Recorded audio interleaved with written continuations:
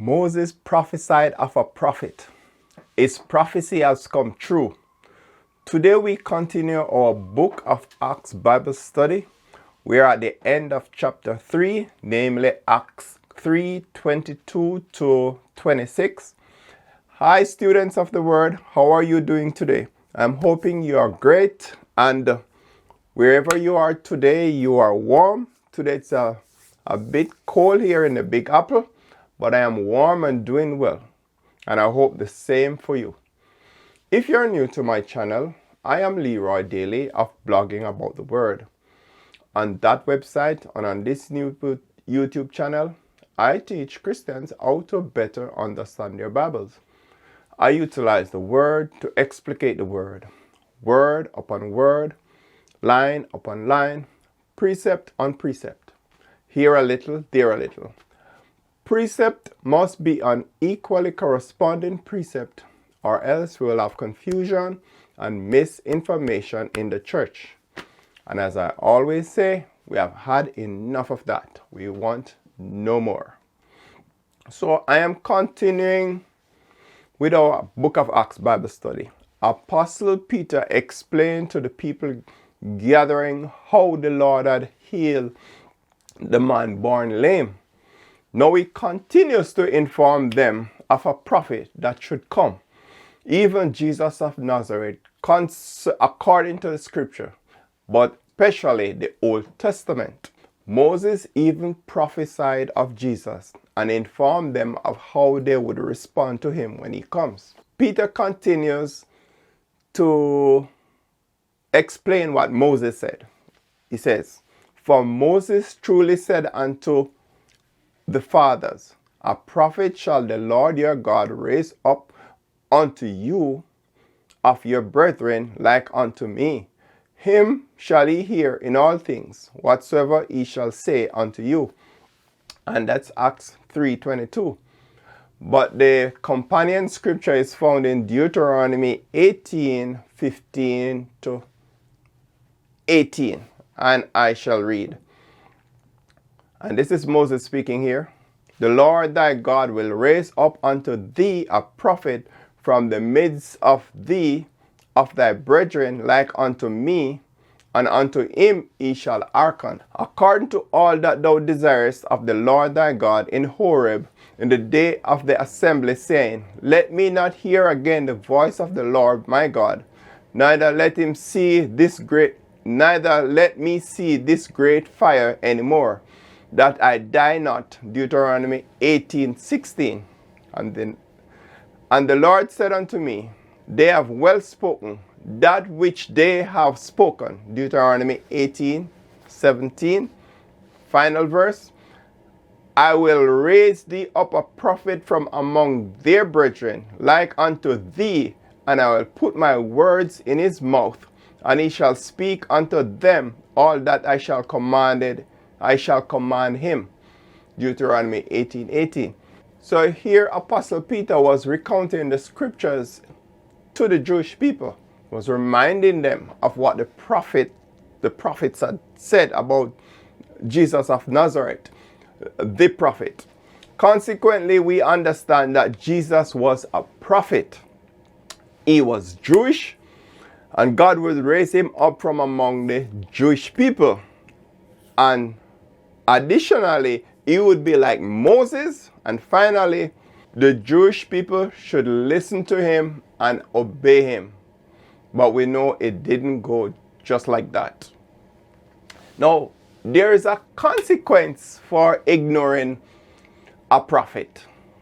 Moses tells his people that there's a consequence for ignoring Jesus Christ.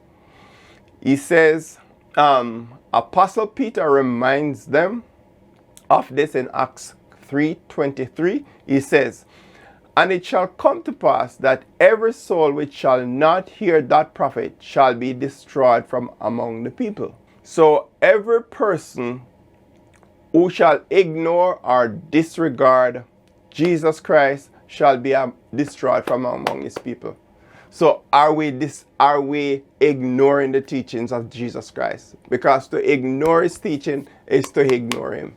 To ignore his commandment is to disregard him. And this is what he's saying. And although this was directly speaking to the Jewish people, it has multiple applications to our lives as Christians globally, not just to Hebrew and Jewish, but to everybody. So Apostle Peter continues to inform his people and the church concerning Jesus and the happenings of Pentecost and beyond. He says, yea, and all the prophets from Samuel and those that follow after, as many as have spoken, have likewise foretold of these days. Acts 3:24. So Peter was saying, all the prophets from Samuel even up to John the Baptist here have spoken of the activities of Pentecost and post-Pentecost. And Peter puts the icing on the cake with this statement. He says, you are the children of the prophets and of the covenants which God made with our fathers, saying unto Abraham, and in thy seed shall all the kindreds of the earth be blessed. Acts 3:25. In other words, Peter was saying you are the direct beneficiaries of the words of the prophet and of the covenant which God made with our fathers. And that is true because, as you're going to see, Peter reminds them that the Lord covenanted with their forefathers, Abraham, and that in thy seed shall all the kindred be blessed. Because he was sent to bless his people. And how was he blessing them? Turn them away from their sins or their iniquities. Peter says it this way. He says, unto you first God had raised up his son Jesus, sent him to bless you in turning away every one of you from his iniquity. That's Acts 3:26.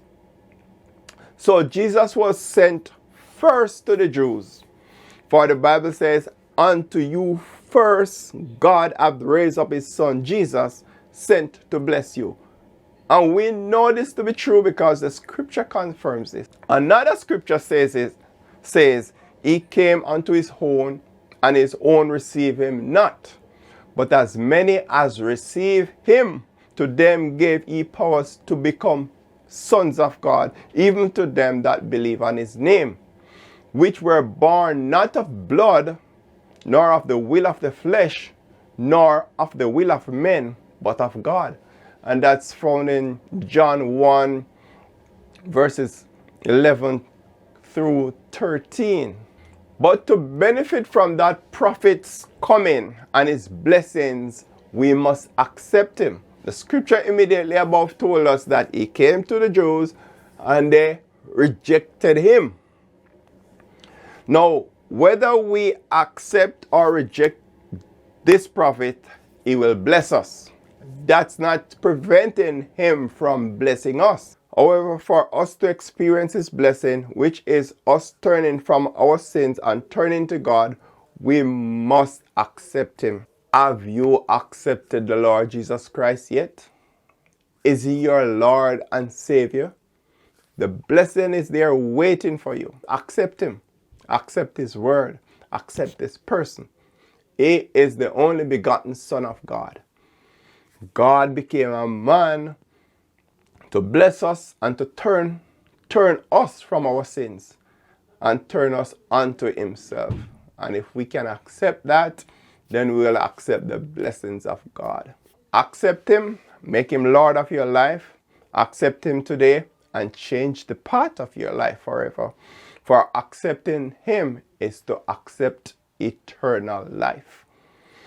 Now, this has been a short one. It's just a few verses left in this chapter, which I've just completed. So I want to close with this. I encourage you, if you like my teaching, to subscribe to this channel.